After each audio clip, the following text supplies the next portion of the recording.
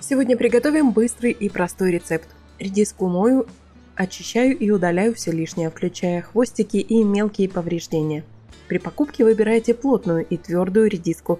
Если овощ внутри будет мягким или пустым, после отбивания может чересчур потерять форму. Беру молоток для мяса и отбиваю, но не сильно, чтобы редиска лишь слегка треснула, но при этом сохранила свою форму и не разлезлась на мелкие части.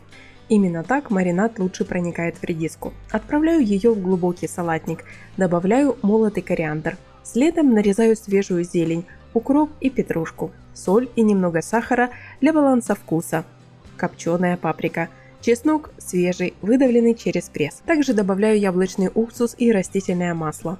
Уксус лучше брать именно натуральный, яблочный или виноградный, он мягче обычного столового. Тщательно все перемешиваю, чтобы каждый кусочек был окутан маслом и специями. Отправляю салатник в холодильник минут на 30. Хорошо такую закуску под шашлык. А как вы думаете? Напишите об этом в комментариях.